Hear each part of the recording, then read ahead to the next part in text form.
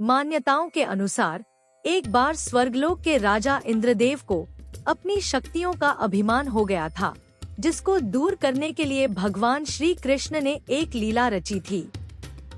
आज हम आपको बताएंगे कि कैसे इंद्रदेव भगवान की लीला के सामने नतमस्तक हो गए थे और क्या है गोवर्धन पर्वत से जुड़ी यह रोचक कहानी। एक दिन भगवान श्री कृष्ण ने देखा कि हर तरफ उत्सव की तैयारियां हो रही हैं और तमाम ब्रजवासियों के घरों में उत्तम पकवान बन रहे हैं। हर तरफ या तो कोई पूजा की तैयारी कर रहा है या फिर पकवान बनाने की।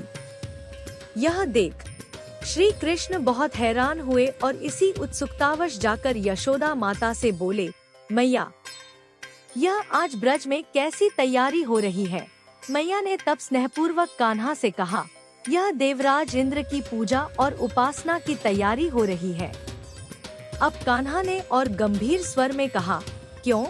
तब माता कहती है कि लल्ला, यह सभी लोग ऐसा इसलिए कर रहे हैं ताकि इंद्र देव प्रसन्न हो और उनकी कृपा से अच्छी वर्षा हो, जिससे हमारे अन्न की पैदावार बढ़े और हमारी गायों को भरपूर चारा मिल सके।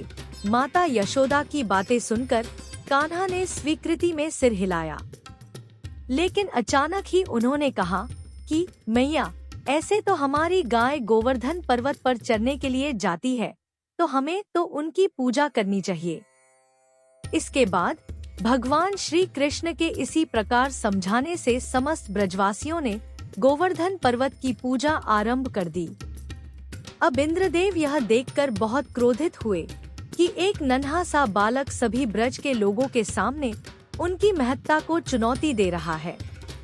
इसी भावना के साथ इंद्रदेव ने ब्रज में घनघोर वर्षा शुरू कर दी, जो इतनी तेज थी कि ऐसा लगा मानो पूरा ब्रज उसमें समा जाएगा।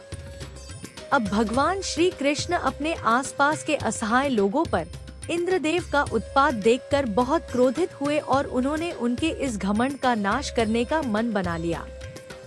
भगवान श्री कृष्ण ने सप्तकोशी परिधि वाले विशालकाय गोवर्धन पर्वत को प्रणाम किया और अपने साथियों की मदद से उन्हें अपनी छोटी उंगली पर उठा लिया। फिर उन्होंने वहां मौजूद समस्त ब्रज के लोगों को उसी पर्वत के नीचे आश्रय भी दिया। जब देवराज इंद्र ने यह देखा तो उन्होंने वर्षा के प्रकोप को और बढ़ा दिया, लेकिन भगवान भी कहाँ रुकने वाले थे। उन्होंने अपने सुदर्शन चक्र से कहा कि आप गोवर्धन पर्वत के ऊपर छत्र बनाकर वर्षा की गति को नियंत्रित कीजिए। फिर उन्होंने शेषनाग से कहा कि आप पर्वत के ऊपर एक मेढ़ बनाकर पानी को पर्वत की तरफ आने से रोकिए।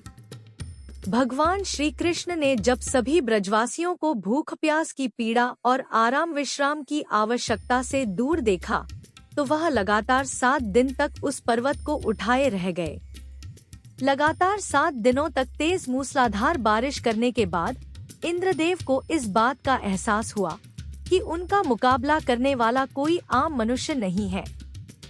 तब वह ब्रह्मा जी के पास गए, जिन्होंने इंद्रदेव को बताया कि तुम जिससे मुकाबला कर रहे हो वह स्वयं भगवान विष्णु है।